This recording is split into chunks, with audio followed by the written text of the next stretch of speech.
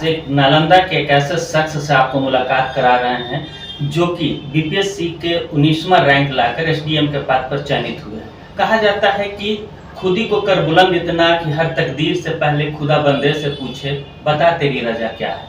आज इसी को चरितार्थ कर दिखाया है हमारे परियोना नूरसराय निवासी अमरनाथ कुमार। तो सबसे पहले आपको मुलाकात, सबसे पहले अमरनाथ कुमार जी आपका स्वागत है। आज बताइए कि आप एसडीएम के पद पर चयनित हुए हैं बीपीएससी में, किन किन क्षेत्र से, किन किन परिस्थितियों से आप जूझ कर आप इस मुकाम को हासिल किया हमारे दर्शकों को। अमरनाथ कुमार, पिता श्री गिरीश कुमार, ग्राम पोस्ट परियोना, थाना नूरसराय, जिला नालंदा का निवासी हूँ। मैंने 67वीं बीपीएससी में 19वें रैंक के साथ एसडीएम का पद हासिल किया है।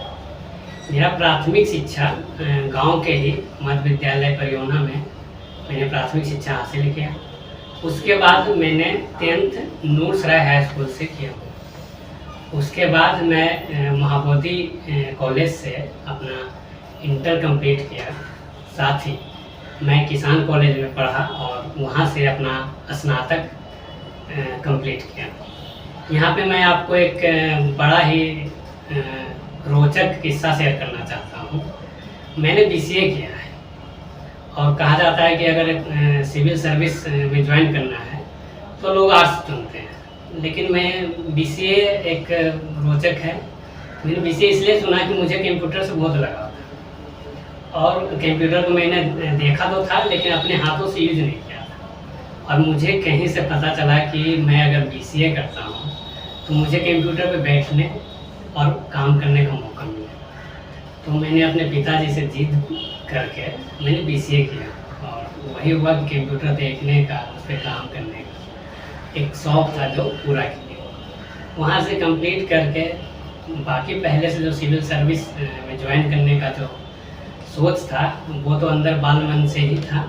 और मैंने बीसीए कंप्लीट करके अपना जो यूपीएससी का कोर्स अपना किया, दिल्ली से यूपीएससी का कोर्स किया।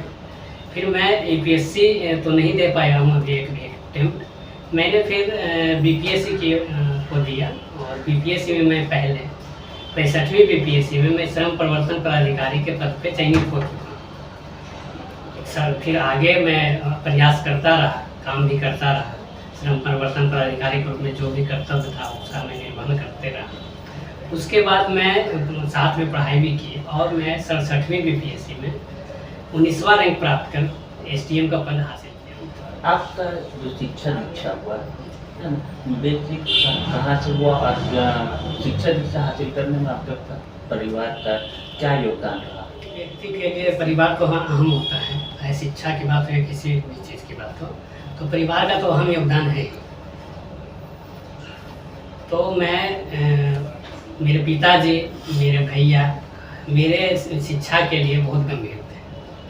तो मैं बचपन से ऐसा कोई बैक बेंचर टाइप का था, कोई ऐसा पढ़ने में तेज नहीं, लेकिन पता नहीं क्यों मुझे मेरे भैया में मुझमें क्या दिख गया। वो सोचे थे कि ये तो टॉप करेगा और मैं सोचता था कि पास हो जाऊँ कैसे भी करके। तो उनका विश्वास था, और विश्वास जब कोई आप पे आपकी क्षमता से अधिक कोई विश्वास करे तो आपको लगता है कि मैं मेहनत करके उनका कम विश्वास, तो जो विश्वास है उस पर खड़ा हो। तो मैं इससे समझे किस्सा है। 10th में भैया सोच रहे थे कि ये रैंक लाएगा, मतलब टॉप करेगा, और मैं सोच रहा था अंदर अंदर कि पास कर जाऊं। तो ये हुआ कि मैं पास भी किया फर्स्ट डिवीजन से। तो ये है मेरे भैया का बहुत विश्वास है, उनका विश्वास है कि आज से यहाँ पे फैमिली बैकग्राउंड बहुत कमजोर रहा और इस तरह से यानी आप उस परिवार से ऊपर उठकर इस मुकाम को हासिल किए। और किन किन परिस्थितियों का आपको सामना करना पड़ा? देखिए, चुनौतियाँ तो थी, हमेशा से चुनौती तो होती है। किसी भी संघर्ष तो होता ही है कोई भी सफलता के पीछे।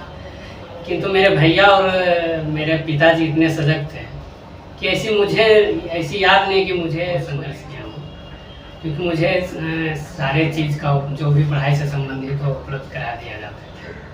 लेकिन हाँ, ये है कि मैं कोशिश करता था कि मैं कम से कम संसाधनों का प्रयोग करूं और मैं स्ट्रगल देखूं। तो मैंने जैसे अब दिल्ली में पढ़ाई करने वक्त मैं सार्वजनिक परिवहन का प्रयोग करके बस से मैं खड़ा खड़ा जाता था मुखर्जी नगर क्लास करने के लिए। और कम पैसे खर्च करने के लिए मैंने बुराड़ी का गांव नाम है मुखर्जी नगर के पास ही, मैंने वहाँ पे कमरा लिया कि चलो यहाँ से कम खर्च में अपना पढ़ाई और बस से जाता था। फैमिली में आपका यानी किन जॉब में रहे या किसानी रहे या किस प्रकार अपना निर्वहन करते रहे आपके फैमिली?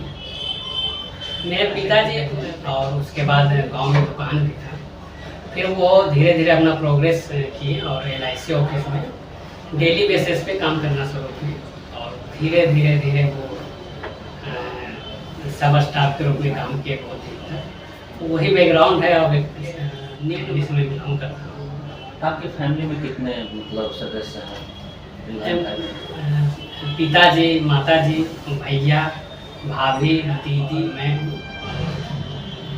मैं मेरा इंगेजमेंट भी हो चुका है, तो मेरे पत्नी भी आने वाली ही है, तो भी और बच्चे हैं, भतीजी है, तो एक भांजा है। आपकी क्या इच्छा रही होगी?